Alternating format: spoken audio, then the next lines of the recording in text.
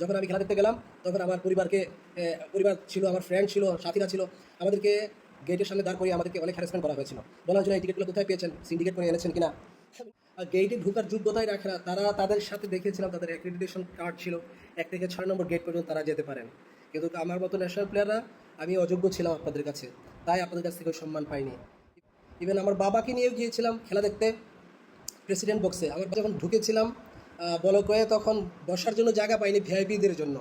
ভাই ভিআইপি কাদেরকে বলে? ন্যাশনাল প্লেয়াররাই তো ভিআইপি। আজকে ন্যাশনাল প্লেয়ারদের জন্যই তো ভিআইপিরা এসে খেলা দেখে ভাই। আমি ফর্মার ক্রিকেটার রাজিন সালে বলছি। আহ, আমার পরিচয়, আমি একজন সিলেটি। আমার জন্ম সিলেট, আমার বড় হওয়া সিলেট, এবং আমার পড়াশোনা, আমার খেলাধুলা সিলেট থেকে শুরু, এবং সিলেটকে অনেক ভালোবাসি। আমি একজন সিলেটি ছেলে। বাট আপনাদের কাছে কিছু কথা না বললেই নয়। কিছুদিন ধরে অনেক কথা শুনছি, আমার নামে অনেক প্রপাগান্ডা শুরু হয়েছে, অনেক কথা বলছে অনেকে, এবং কারা বলছে তাও জানি। আল্লাহ আপনাদের ওনার ভালো করুক, আমি আশা করি।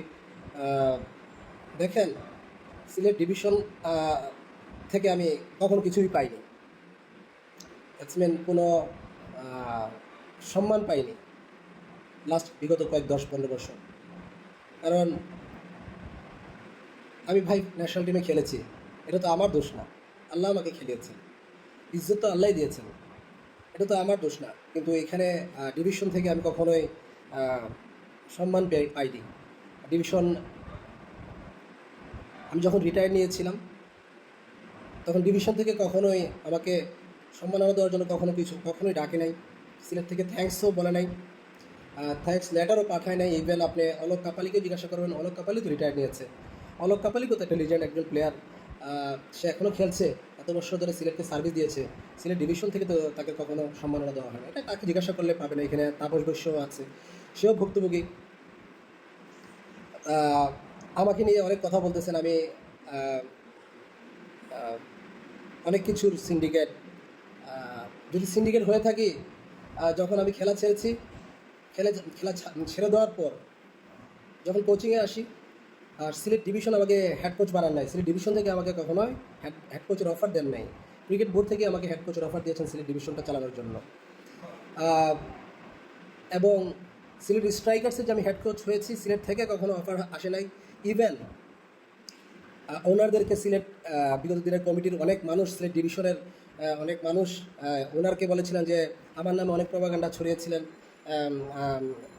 আমি স্বজনপ্রীতি করি, আমি রুড, যাই হোক, এগুলো অনেক কিছু বলেছিলেন যে আমাকে এখান থেকে সরানোর জন্য, বাট কিছু মানুষকে এখানে সংযুক্ত করার জন্য। কিন্তু তাও পারেন নাই, কারণ আমি সিলেক্টেড ফ্রম মাশরাফি বিন মুর্তজা আর নাফিজ ইকবাল।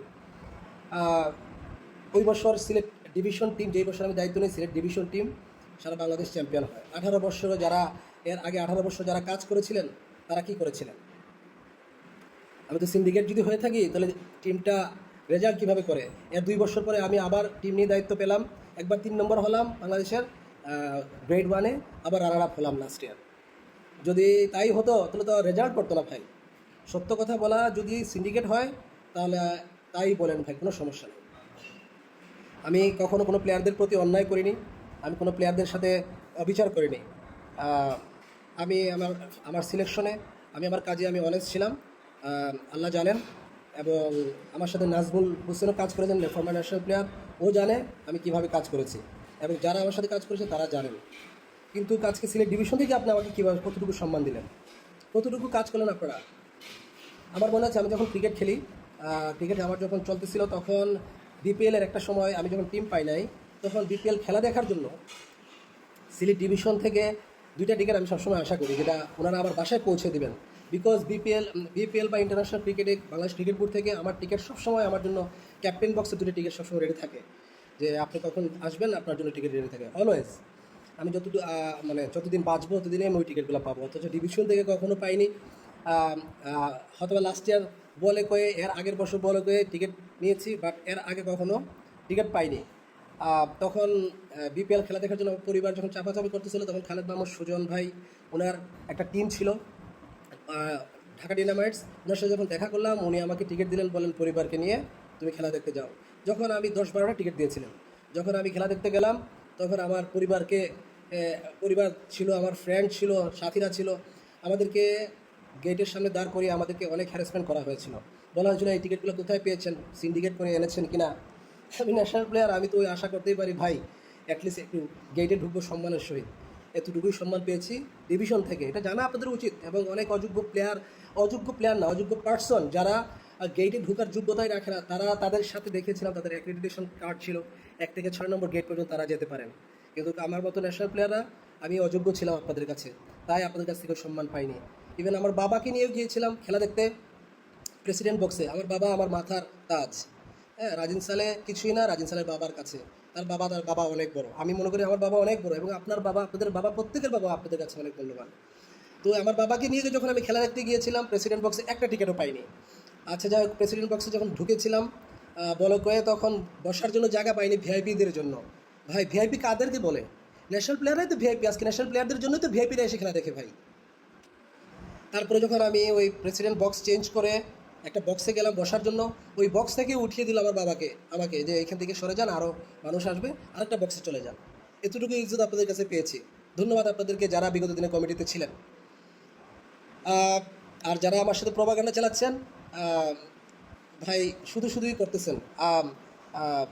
আমার আসলে আমি কোনো কিছুতেই জড়িত না। আর আমার চেয়ারের কোনো লোভ নেই।